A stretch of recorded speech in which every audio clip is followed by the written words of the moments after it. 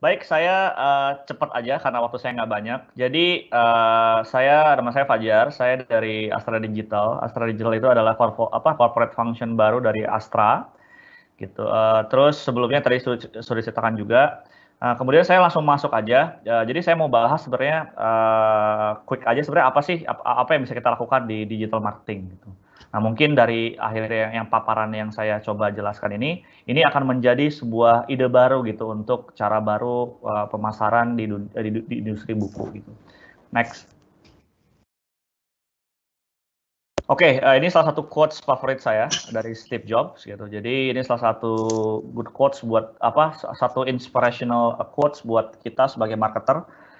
Jadi kita memang tidak selalu harus kita dituntut untuk bisa punya kemampuan 4C gitu. Kita bisa melihat predik sebenarnya apa yang akan terjadi di near future gitu. Oke, next. Nah, terus ini landscape digital marketing di Indonesia. Ini data dari Hotsuite tahun 2020, ini baru. Total populasi, kemudian mobile phone connections, kemudian berapa sih internet user di Indonesia sekarang. Ini cukup besar sekali. Dan berapa sih yang aktif sekarang di media sosial gitu. Jadi hanya ini sebagai menggambarkan seberapa besar sih landscape digital marketing di Indonesia. Next. Kemudian ini juga data ini diperkuat oleh Google, salah satu research Google dengan Temasek, salah satu consultant company tahun 2019, ini di kuartal 4. Nah, ini tuh dia menyampaikan bahwa Indonesia ini sekarang menjadi roketnya Asia Tenggara gitu. Jadi secara penduduk dan secara internet penetration itu jauh lebih besar gitu.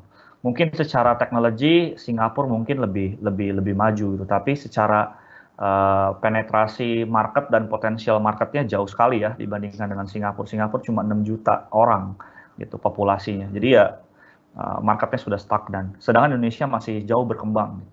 Makanya potensial Indonesia internet ekonomi itu di tahun 2019 itu value at 40 miliar US dollar gitu. So and to be expected akan growing 3 kali lipat di 2025 sekitar 130 billion.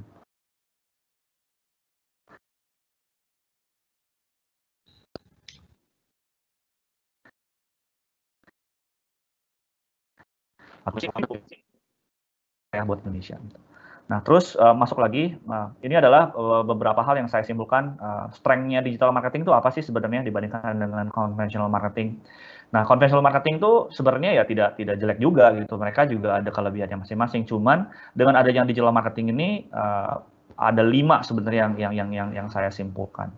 Satu adalah tentu bisa diukur, jadi kita bisa mengukur berapa banyak orang yang nonton iklannya, berapa banyak orang yang ngeklik iklannya, berapa banyak yang orang nonton video kita di YouTube gitu.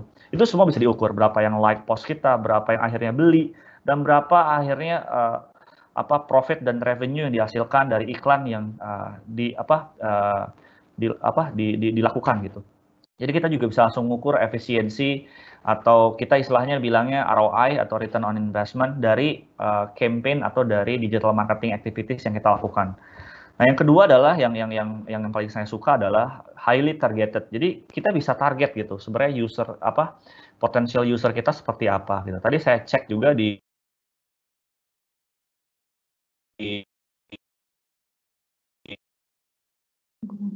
terputus Mas Fajar suaranya. Halo, sudah jelas Pak? Ya, sudah Pak. Oke, jadi bisa ditargeting gitu yang paling keren tuh. Nah, bisa target itu sampai sejauh apa? Tadi saya cek, misalkan teman-teman di sini yang mungkin sudah ada background sudah pernah coba-coba digital marketing di Google gitu, di Google Search atau di banner atau di sosial media kayak di Facebook sama Instagram.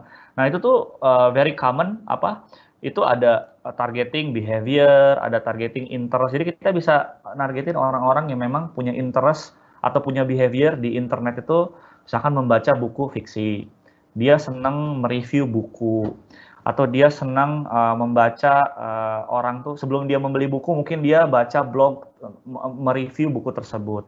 Nah, uniknya di digital marketing itu kita bisa targetin orang-orang seperti ini. Jadi kita bisa kita bisa manage eksistensi kita di waktu yang sangat tepat gitu. Terus yang terakhir apa? Yang ketiga adalah optimize. Jadi kalau misalkan iklannya atau marketing effortnya atau marketing activitiesnya tidak bagus, itu bisa kita optimize gitu. Tujuannya apa? Tujuannya biar kita lebih efisien gitu, which is itu yang tadi kelebihan keempat. Jadi secara cost efisien pun ya kita jauh lebih efisien dibandingkan dengan konvensional marketing yang memang masih cukup sulit gitu untuk mengukur efisiensinya secara real time gitu atau secara akurat. Nah, terus yang kelima adalah kita bisa expand marketing reach-nya itu atau market reach-nya atau reach customer-nya itu instant gitu. Kita mau fokus jualan buku misalkan di Jogja saja gitu, itu kita bisa. Even kalau di Facebook itu kita bisa nargetin satu titik poin, misalkan kita mau nargetin satu kecamatan saja, atau kita mau nargetin di satu titik, misalkan kita lagi ada pameran buku di mall, nah kita bisa sinergikan ini dengan digital marketing gitu. Kita nargetin radius 50 meter atau 50 kilo dari mall tersebut atau dari event tersebut gitu. Which is itu sekarang lagi sedang dilakukan dan sering dilakukan oleh kami gitu. Kami kalau ada event, misalkan kalau Astra kan sebenarnya well known bisnisnya adalah di otomotif gitu, salah satu backbone bisnisnya. Nah, di otomotif tuh sama gitu. Jadi ketika ada event di mall gitu, mereka tuh sudah mulai gitu. Mereka mulai invest di digital marketing misalkan untuk promosiin eventnya dan lain-lain. Nah, itu juga hasilnya juga sangat baik ya gitu. Dibandingkan kita harus spend misalkan di billboard gitu untuk di mall gitu, itu kan kurang terukur ya gitu. Kalau pakai digital marketing itu bisa diukur gitu dan lebih cost efisien. Dan uniknya, coba next. Nah, dan uniknya sekarang digital marketing tuh sudah dilakukan atau sudah dilakukan oleh nggak hanya large scale bisnis ya, bukan hanya kayak dari korporasi atau perusahaan yang besar gitu, yang punya budget besar. Tapi uniknya digital marketing ini sangat fair gitu. Small medium business tuh bisa ikut juga gitu. Beberapa teman saya kan asli orang Tasik gitu. Saya di Tasik tuh mungkin tidak semaju di sini gitu secara digital marketing dan secara internet penetration. Cuman di sana mereka sudah mulai gitu. Mereka sudah banyak pengusaha-pengusaha muda yang bisnisnya jualan gamis gitu, jualan baju muslim atau jualan even kuliner. Mereka sudah sadar bahwa cara reach generasi kekinian atau generasi Z atau millennials tuh ya memang harus lewat digital gitu.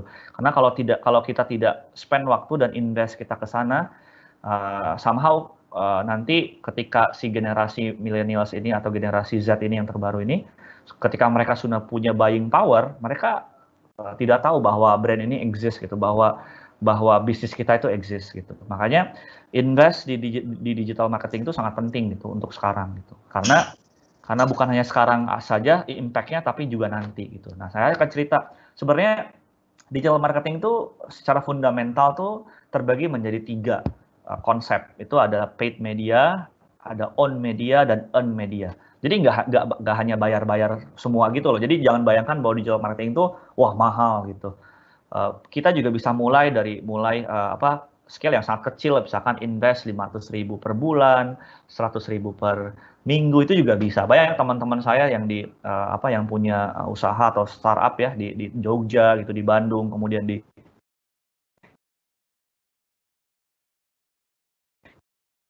Suaranya hilang lagi, Pak.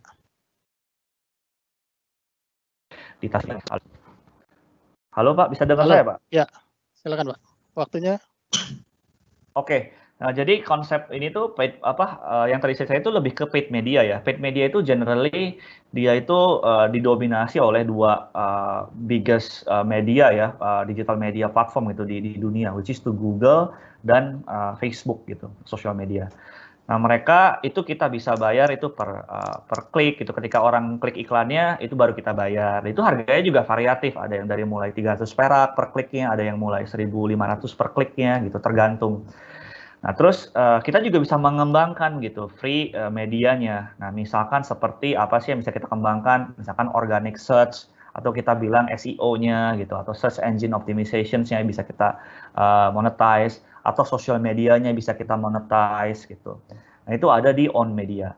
Nah, on media tuh kita juga harus punya aset. Nah, jadi uniknya digital tuh syarat wajibnya tuh kita harus punya aset gitu. Nah, aset yang kita miliki itu apa? Oh, bisa blog yang sederhana, atau misalkan punya sosial media gitu. Atau misalkan kita mau jualan buku tuh lewat marketplace, misalkan lewat apa? Lewat marketplace e-commerce gitu, itu juga bisa gitu. Nah, terus yang unik lagi itu ada earned media. Nah, earned media ini gimana caranya kita bisa mengembangkan kayak testimonials gitu, kayak mention, kayak word of mouth gitu. Jadi ini akan menjadi salah satu free media digital marketing buat kita gitu. Oke, next. Nah, ini salah satu faktor kesuksesan kalau kita mau implement digital marketing ya. Jadi itu ada eksternal dan ada internal. Nah, basically eksternal itu kita harus tahu audiens kita itu siapa, yang suka buku fiksi itu siapa.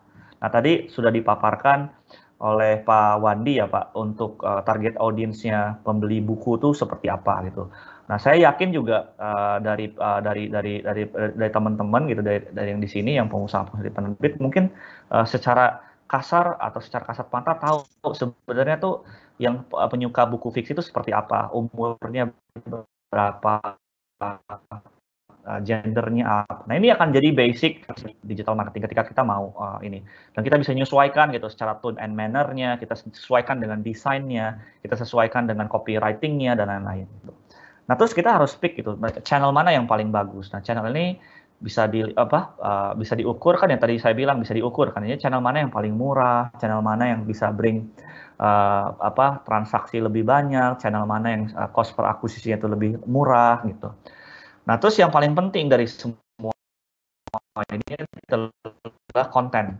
Jadi yang tadi saya jelaskan bahwa semua hal, semua statistik, semua prediksi yang kita buat itu percuma kalau memang kontennya itu tidak tepat.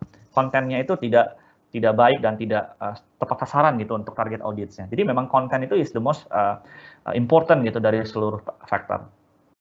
Nah, yang internal itu ya jelas harus ada orang yang memang implement, karena sangat jarang sekali local talent, maksudnya local talent orang Indonesia yang memang punya kemampuan di bidang ini gitu, sangat jarang sekali. Jadi kalau saya lihat back then di 2013 yang punya kemampuan ini tuh kebanyakan tuh dari luar gitu. Dari waktu itu saya belajar sama orang Jepang, kemudian dari Singapura tuh. Jadi kita memang secara local talent development-nya memang agak rare gitu. Nah, tapi kan sudah banyak bermunculan. Jadi kalau teman-teman mau belajar pun ada gitu. Jadi Google, Facebook tuh menyediakan platform untuk belajar cara penggunaan platform mereka, dan kita bisa ikut sertifikasi mereka tuh secara gratis gitu. Dan ini sertifikasi ini internasional gitu. Nanti linknya saya share nanti ke panitia, mungkin bisa dibagiin ke teman-teman. Nah, terus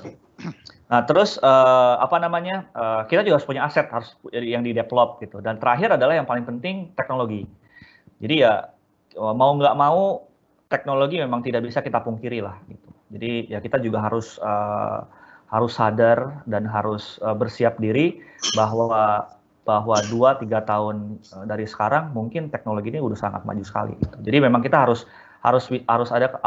terus predik dan harus terus membaca situasi bahwa seperti apa sih kira-kira kebutuhan dari customer gitu. Karena digital bisnis itu, jadi banyak orang yang salah terka gitu, bahwa untuk convert conventional business untuk menjadi digital business itu tidaklah semudah merubah yang tadinya offline menjadi online gitu. Itu tidak semudah itu.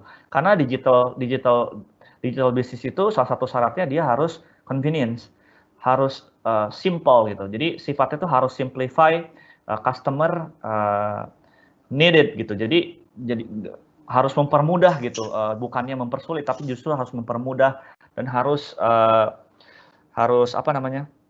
convenient, harus nyaman gitu. Kalau tidak nyaman biasanya orang sudah tidak mau. Salah satu contoh fenomena yang baik, yang bagus sekali adalah adanya Gojek, adanya Grab gitu. Walaupun ini salah satu disrupsi terbesar lah di Indonesia gitu. Itu sih dari saya, terima kasih.